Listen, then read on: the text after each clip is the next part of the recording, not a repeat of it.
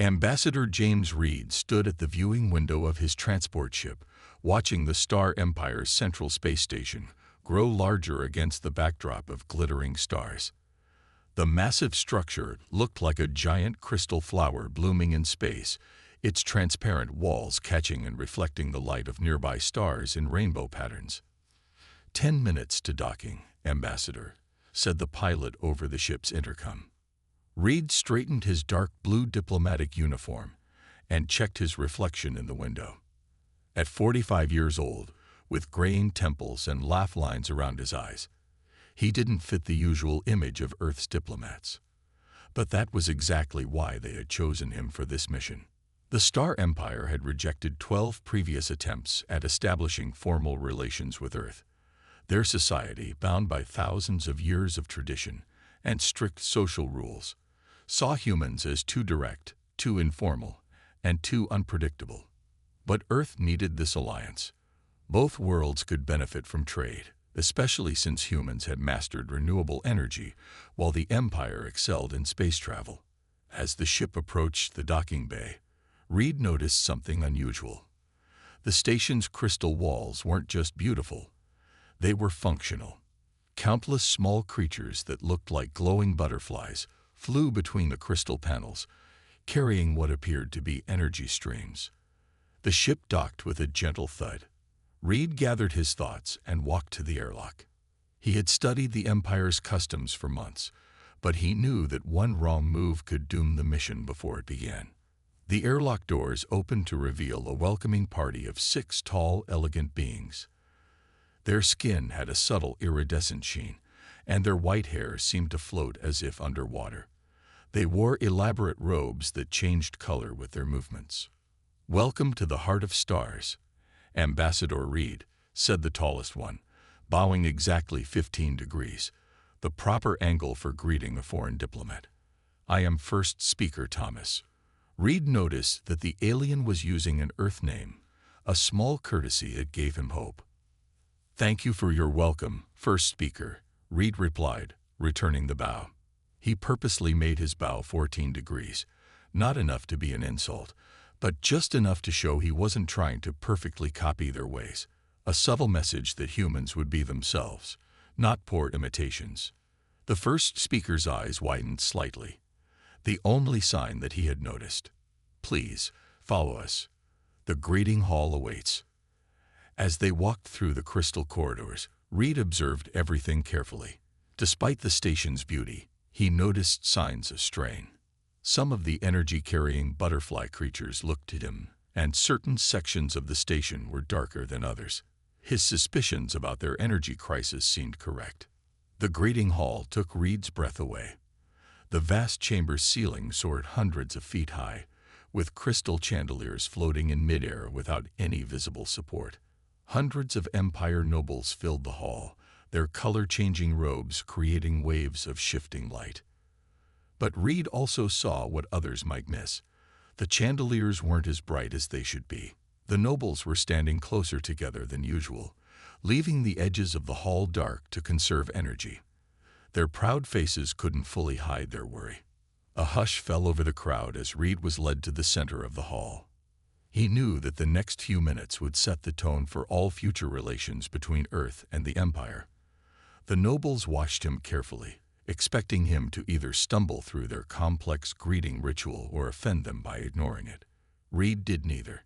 Instead, he waited calmly, a small smile on his face, showing neither anxiety nor arrogance. His posture and expression conveyed a simple message. He was here as himself, representing Earth honestly and openly. The whispers started. Some nobles looked offended, others curious. Reed maintained his calm demeanor. The real challenge would begin when the princess arrived. But for now, he had achieved his first goal. He had made them notice that this human diplomat was different from the others.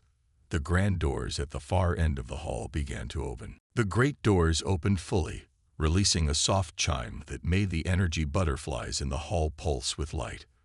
Princess Aurora of the Star Empire entered, and even Reed, who had seen countless alien species, found himself momentarily stunned.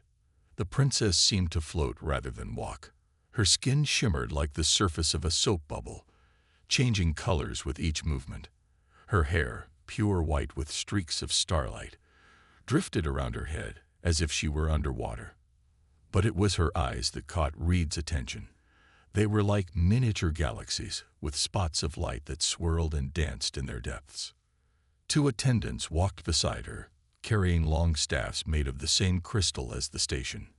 The staffs glowed with power, creating a circle of bright light around the princess that made her seem even more otherworldly. The entire hall bowed deeply, exactly 30 degrees, the proper greeting for royalty. Reed noticed that even first speaker Thomas bent low, his formerly proud posture transformed into one of complete submission. Reed did not bow 30 degrees. Instead, he maintained his posture and looked directly at the princess, offering a respectful nod of exactly 20 degrees. The collective gasp echoed through the hall. Even the energy butterflies seemed to freeze in mid-flight. Ambassador Reed, first speaker Thomas whispered urgently, "You must lower your eyes and complete the bow. It is forbidden to make direct eye contact with the princess." Reed pretended not to hear. He kept his gentle smile and maintained eye contact with Princess Aurora. In that moment, he saw something in those galaxy-deep eyes, a flash of surprise, followed by what might have been curiosity. "You dare?" One of the attendants stepped forward, his staff crackling with energy. "Lower your gaze immediately, Earth creature." The hall fell silent. Even the soft hum of the station's systems seemed to quiet down. Everyone waited for the princess to call her guards or have Reed thrown out of the station. It would have been the end of Earth's diplomatic mission, but exactly what they all expected from an uncivilized human. Instead, Princess Aurora laughed. The sound was like crystal wind chimes in a gentle breeze. The energy butterflies pulsed in rhythm with her laughter, creating waves of light that rippled across the hall's ceiling. "How refreshing," she said, her voice carrying clearly despite its softness. "Tell me, Ambassador Reed, do all humans show such boldness?" Reed's smile widened slightly. "We believe, Your Highness, that looking someone in the eye shows respect. It means we see them as equals in conversation, worthy our full attention." Another gasped from the crowd. Suggesting equality with the princess was even worse than making eye contact. First speaker Thomas looked ready to faint. But Princess Aurora's galaxy eyes sparkled with increased interest. Equal in conversation. What a fascinating concept. She glided closer to Reed, causing her attendants to scramble to keep up. "And do you consider everyone equal in your diplomatic discussions, Ambassador?" "We believe that good ideas can come from anyone, Your Highness," Reed replied calmly, "and that the best solutions often arise when people speak openly with each other." The princess stopped just a few feet from Reed. This close, he could see that what looked like starlight in her hair was actually thousands of tiny, luminescent creatures, each one giving off a soft glow. "Then perhaps," she said, "we should speak openly about the true reason for your visit to our empire, Ambassador Reed." She gestured toward a smaller door to the side of the hall. "Join me for tea. We can discuss how your people's mastery of renewable energy might benefit both our worlds." The court erupted in shocked whispers. First speaker Thomas's mouth fell open, but Reed simply nodded, exactly 20 degrees again, and followed the princess through the door. The private tea room was smaller than Reed expected, but no less beautiful than the main hall. Living crystal formations grew from the walls, creating natural shelves where the energy butterflies rested, their soft glow providing warm light. A low table made of what looked like floating glass held an elaborate tea set. Princess Aurora settled gracefully on one of the cushions, her shimmering robes arranging themselves perfectly around her. Reed sat across from her, noticing that only one attendant had followed them, the minimum required by royal protocol. "You've caused quite a stir, Ambassador," the princess said as she gestured to the attendant to pour tea. The liquid that flowed from the crystal teapot glowed like liquid starlight. "No one has dared to look me in the eye since I was crowned 3 cycles ago." Sometimes, Reed replied, accepting the glowing tea with a slight nod. Breaking small rules can lead to important conversations. He paused, watching the light from his teacup reflect in her galaxy-deep eyes, like discussing why half your station's power systems are running at minimum capacity. The attendant dropped the teapot, but Princess Aurora caught it with a graceful motion before it could shatter. "Leave us," she commanded. The attendant hesitated, then bowed and quickly left the room. "You are either very brave or very foolish, Ambassador Reed," the princess said, her voice carrying an edge of steel beneath its musical quality. Such direct speech could be considered an insult to our empire's strength. Reed took a sip of the glowing tea. It tasted like starlight might taste, warm, bright, and somehow ancient. "I mean no insult, Your Highness.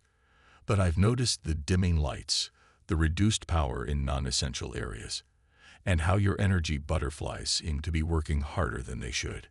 The princess's iridescent skin flickered with changing colors, a sign of strong emotion, Reed had learned. "Our empire has stood for 10,000 years. We do not need help from a younger species." Reed finished for her. "Another protocol breach, interrupting royalty. Age doesn't always equal wisdom, Your Highness. Sometimes, the young can see solutions that tradition might blind us to." Princess Aurora stood abruptly, her hair floating more actively with her agitation. "You dare to suggest our ways are flawed?" But Reed noticed she hadn't called for her guards. "I suggest that all civilizations face challenges," he said calmly, remaining seated.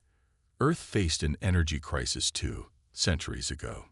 We nearly destroyed ourselves before we learned to work together and develop sustainable solutions."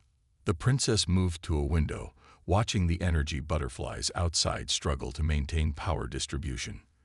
The court would never accept help from Earth. They believe showing weakness would destroy our authority. "Is authority built on appearances stronger than authority built on caring for your people?" Reed asked quietly. Princess Aurora turned sharply, her eyes flashing like supernovas. But before she could respond, the lights in the room flickered and dimmed. Through the window, they could see a whole section of the station go dark. "Another power failure," she whispered, her proud posture sagging slightly. "The third this week. Soon we won't be able to hide it anymore." Reed stood and walked to the window, standing beside her. Against protocol, but she didn't move away. "On Earth, we have a saying: the strongest bridges are built from both sides. Let us help you, and in return, share your space travel technology with us. Both our peoples would benefit." The princess watched as maintenance crews rushed to restore power to the darkened section. In the distance, a group of children had gathered, their naturally glowing skin providing light for each other as they waited. Finally, she turned to Reed. "Tell me more about Earth's renewable energy. But know this, if you're lying about its effectiveness, the consequences will be severe." Reed smiled. "I wouldn't have it any other way, Your Highness. Shall we begin?" The grand dining hall of the Star Empire station sparkled with the light of 1,000 energy butterflies. Noble families sat at long crystal tables that seemed to float in the air, their elaborate robes shifting colors in the soft light. At the head table, Princess Aurora sat on her crystalline throne, with Ambassador Reed placed in the honored position to her right. But Reed could see the strain in maintaining this show of luxury. The energy butterflies were clustering closer together than normal, trying to create the same amount of light with less power. The floating tables occasionally dipped slightly when the gravity controls fluctuated. First Speaker Thomas stood to begin the traditional dinner speeches. "Honored guests, we gather tonight to celebrate." "Your Highness," Reed interrupted, standing up. The entire hall fell silent. Interrupting the first speaker's dinner speech was unheard of. "With your permission, I would like to address the court." The princess's galaxy eyes studied him carefully. She had known he planned something for the dinner, but not what. After a moment, she nodded. Reed touched a small device on his wrist. Suddenly, holographic images appeared above each table, showing detailed scans of the station's power systems. Red areas highlighted the failing sections, which made up almost 40% of the display. What is the meaning of this? First Speaker Thomas demanded, his iridescent skin flashing angry colors. This is an outrage. This, Reed said calmly, his voice carrying through the hall, is the truth we all see but no one speaks of. The Star Empire's power grid is failing. Within 6 months, this station will not have enough energy to maintain life support. Nobles jumped to their feet, shouting in anger. But Reed noticed that none of them actually denied his claims. "How dare you?" one of the elder nobles called out. "Guards, remove this insulting creature." "No." Princess Aurora's voice cut through the chaos like a crystal blade. "Let him speak." Reed nodded gratefully to her. "On Earth, we faced a similar crisis 300 years ago. Our world was dying because we clung to old ways of generating power. We survived because we learned to swallow our pride and work together." He gestured, and the holograms changed to show Earth's modern solar collection systems and fusion plants. Today, we produce clean, unlimited energy that could power this station for thousands of years. "We need no help from primitives," another noble shouted, but his voice lacked conviction as he stared at the holograms. "Primitives." Reed smiled. "Let me show you something else." The hologram shifted again, displaying the current state of Earth's cities. Gleaming towers of crystal and metal rose into the clouds, while flying vehicles moved smoothly through the air. Parks and gardens covered the rooftops, and the air was visibly clean and clear. "This is what cooperation brought us," Reed continued. "We're not asking to give you charity. We're offering a trade. Our energy technology for your advanced space travel systems. Both our peoples would grow stronger." The hall had grown quiet. Even the energy butterflies seemed to be listening. "You speak of our weaknesses in public," First Speaker Thomas said, but his tone had changed from angry to thoughtful. "This is not our way." "Sometimes," Reed replied, "the strongest thing we can do is admit when we need help. Earth extends its hand in friendship and cooperation. What matters more, maintaining appearances or securing your people's future?" All eyes turned to Princess Aurora. She stood slowly, her starlight hair flowing around her face, her eyes blazing like twin galaxies in collision. "Ambassador Reed," she said, her voice carrying the weight of 10,000 years of tradition, "you have broken every rule of courtesy we have." She paused, and a small smile touched her lips. "And in doing so, you have shown us more respect than 1,000 empty bows." Princess Aurora stood alone in her private observatory, watching the endless dance of stars through the crystal walls. The events of the diplomatic dinner had shaken the court to its core, and now she faced the most difficult decision of her reign. A soft chime announced a visitor. "Enter," she called, already knowing who it would be. First Speaker Thomas glided in, his usually perfect posture showing signs of stress. "Your Highness, the Noble Council demands an immediate response to the humans' presentation." He nearly spat the last word. "And what would they have me do, Thomas?" Aurora asked, her galaxy eyes reflecting the starlight. "Deny what everyone can see with their own eyes." As if to emphasize her point, the lights in the observatory flickered. More and more sections of the station were experiencing power failures now. The energy butterflies were exhausted, their glow dimming with each passing day. "The nobles suggest we banish the human ambassador for his insult," Thomas said carefully. "They say his actions question the Empire's strength." Aurora turned to face him, her iridescent skin shimmering with barely contained emotion. "And is our strength so fragile that it cannot withstand the truth?" She walked to a control panel and pressed several crystals in sequence. A holographic map of the station appeared, much like the one Reed had shown at dinner. Red areas pulsed ominously, showing failing power systems. "Look," she commanded. "Really look, Thomas. In that sector, 300 children attend school with minimal life support. In that one, our medical facilities operate at half power. How many more must suffer before our pride bends?" Thomas moved closer to the display, his own skin shifting to darker colors of concern. "But, Your Highness, to accept help from humans. They're so young, so direct." Aurora finished for him, with a small smile. "Yes, they are. And perhaps that's exactly what we need right now." She waved her hand, and the hologram changed to show Ambassador Reed's images of Earth, the clean cities, the abundant energy, the harmony between technology and nature. "Our ancestors built this empire on innovation, Thomas. They didn't fear change. They embraced it. When did we become so afraid of new ideas?" Before Thomas could respond, an urgent message chimed through the observatory's communication system. "Your Highness," a worried voice reported, "primary power has failed in the lower commons. 5,000 citizens affected. Emergency systems are responding, but they're already at maximum capacity."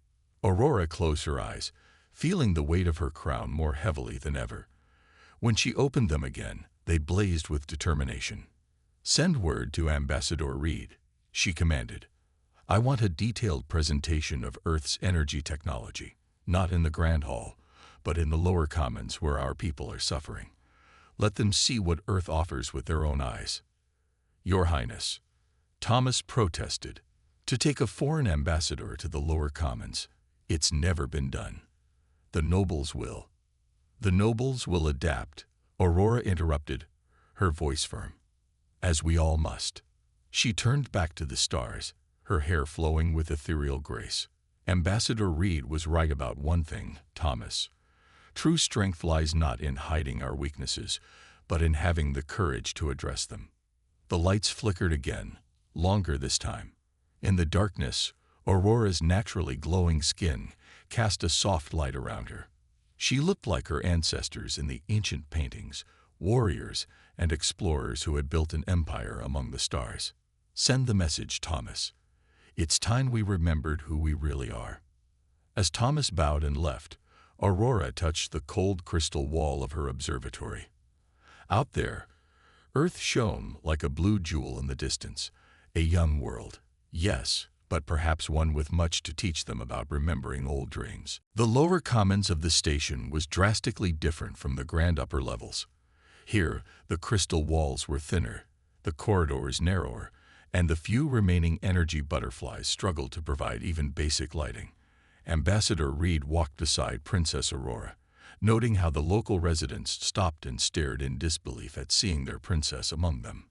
"Your people are proud," Reed observed as they passed a group of children using their natural bioluminescence to read books in the dim light. "Even in hardship, they maintain their dignity." "They shouldn't have to," Aurora replied, her voice tight with emotion. "Look there." She pointed to an elderly couple who had set up light-gathering crystals around their small dwelling, trying to capture and amplify what little energy remained in the sector. A crowd had gathered in the main community hall, word of the princess's unprecedented visit spreading quickly through the lower commons. Reed noticed how the people bowed deeply but kept stealing glances at their princess. Many had never seen her this close before. "Show them," Aurora commanded, her galaxy eyes fixed on Reed. "Show them what Earth offers." Reed nodded and activated his holographic projector. But instead of displaying technical specifications, he started with images of Earth's past. 300 years ago, he began, his voice carrying through the hushed hall. Earth was dying. Our cities were covered in smog. Our oceans were rising. We faced the same choice you face now: hold on to old ways and perish, or embrace change and survive. The images shifted, showing Earth's darkest moments: the climate riots, the energy wars, the near collapse of civilization. The crowd murmured, seeing their own fears reflected in humanity's past. "But we made a choice," Reed continued, changing the display to show the first global solar collection network. "We put aside national pride. Old enemies became partners. Former rivals shared technology. And together, we built this." A hologram expanded to show modern Earth in all its glory. Crystal spires powered by endless clean energy. Flying vehicles moving through clear skies. parks and forests reclaiming once polluted lands. But most importantly, he showed them the people, happy, prosperous, and free from the constant worry of power shortages. "Your Highness," an elderly woman called out, her voice trembling but determined. "Is this real? Can we truly have such power?" Before Aurora could answer, the lights in the hall flickered and died completely. The crowd gasped, but then something remarkable happened. One by one, people activated their natural bioluminescence, filling the hall with a soft, living light. Reed smiled. "Even now, you light the darkness together. Imagine what you could do with unlimited clean energy." "But the nobles," someone in the crowd started. "The nobles do not live here," Aurora interrupted, her voice ringing with authority. "They do not see their children study in darkness. They do not watch their elders struggle to gather enough power to stay warm." She turned to face her people directly. "But I see you. And I say, enough." The crowd fell silent, watching their princess with a mixture of hope and disbelief. "Ambassador Reed," Aurora said formally, "I would like to see these solar collectors of yours in operation. Not in a presentation, but in reality. Can you bring one to our station?" Reed's eyes lit up. "Your Highness, I have something better in mind. Why don't you come to Earth? See our technology for yourself. Let your scientists study it firsthand." The crowd buzzed with excitement. A ruler of the Star Empire visiting Earth. It was unheard of. Aurora smiled, and for the first time, it reached her galaxy eyes completely. "Breaking one more protocol seems fitting, doesn't it, Ambassador?" She turned to address her people. "I will go to Earth, and I will bring back the power to light our darkness." The people cheered, their combined bioluminescence turning the dim hall into a sea of living light. 1 month after her visit to Earth, Princess Aurora stood in the grand hall of her space station. The entire court had gathered, along with representatives from the lower commons, another break from tradition that had caused much muttering among the nobles. Ambassador Reed stood quietly to one side, watching as history unfolded. The station's power had dropped to critical levels. Only 1 in 10 energy butterflies still glowed, and even the crystal walls seemed dimmer than before. But Aurora's eyes shone brighter than ever as she addressed her people. "For 10,000 years," she began, her voice carrying to every corner of the hall, "the Star Empire has prided itself on independence. We believe that asking for help showed weakness." She paused, letting her gaze sweep across the assembled crowd. "We were wrong." Gasps echoed through the hall. Never had a ruler of the empire admitted to being wrong about anything. First Speaker Thomas, standing with the other nobles, looked like he might faint. "I have seen Earth with my own eyes," Aurora continued. "I have walked through their cities, studied their technology, and spoken with their people. They are young, yes. Direct, certainly. Different from us in many ways, but they understand something we had forgotten. True strength lies in working together." She touched a crystal on her ceremonial staff, and the hall's main doors opened. A team of Earth engineers walked in, led by Reed's chief scientist. They wheeled in what looked like a simple crystal cube, about the size of a small table. "This," Aurora announced, "is a scaled-down version of Earth's solar fusion reactor. Clean, safe, and powerful enough to run this entire sector of the station for 1,000 years." She turned to the Earth team. "Proceed." The engineers connected the cube to the station's power grid. For a moment, nothing happened. Then suddenly, the cube began to glow with a light as pure as a newborn star. Energy surged through the station. The remaining energy butterflies pulsed with renewed strength, and thousands of their dormant companions awakened, filling the air with their shimmering light. The crystal walls blazed with power, and cheers erupted from the lower commons representatives as they received reports of lights coming back on throughout the station. "This is only the beginning," Aurora said, raising her voice above the excited murmurs. "Earth has agreed to help us install full-size reactors throughout the Empire. In return, we will share our space travel technology, helping humanity reach for the stars as we did long ago." She turned to face the noble families directly. Some of you may see this as surrendering our pride. I see it as reclaiming the boldness of our ancestors. They built this empire by embracing new ideas, not hiding from them. Ambassador Reed stepped forward then, and to everyone's surprise, executed a perfect 30-degree bow, the first time he had followed this protocol exactly. The Earth stands ready to begin this new chapter with the Star Empire, he said formally. Together, we can build something greater than either of us could achieve alone. Aurora smiled, and then did something that would be remembered for generations to come. She returned Reed's bow, matching his 30 degrees exactly, making them equals in the eyes of all. Let this mark the beginning, she declared, of a new age for both our peoples. An age of cooperation, innovation, and shared wisdom. As if in response to her words, the energy butterflies began a complex dance through the air, their patterns shifting and combining in new ways. Earth's power mixed with Empire technology, creating something beautiful and unique, just like the partnership being forged between their worlds. In that moment, watching the light show above, nobody in the hall could deny that they were witnessing the dawn of a new era, an era born not from rigid tradition, but from the courage to embrace change and the wisdom to learn from unexpected friends.